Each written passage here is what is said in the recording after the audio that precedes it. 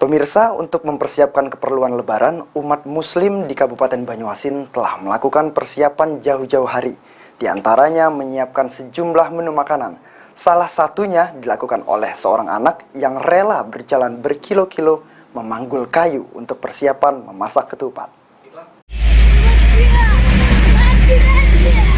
Untuk mempersiapkan keperluan Lebaran, umat Muslim di Kabupaten Banyuasin telah melakukan persiapan jauh-jauh hari, diantaranya menyiapkan menu makanan, seperti yang dilakukan bocah ini, yang rela berjalan berkilo-kilo memanggul kayu untuk persiapan memasak ketupat.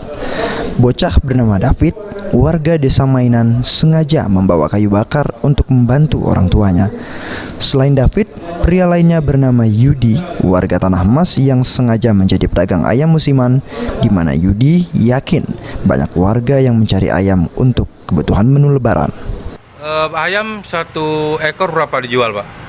60. 60. Ini biasanya kita ngambil dalam satu hari untuk jual ayam ini laku berapa banyak? 5 lah, satu hari. Ikan ini kan kalau semakin parah Lebaran, kita kan tidak tahu. Semakin ini, banyak yang beli iya. biasanya.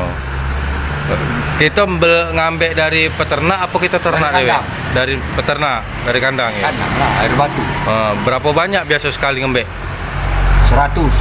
100. Itu makin dekat Lebaran makin banyak. Ya. Kita ngembek.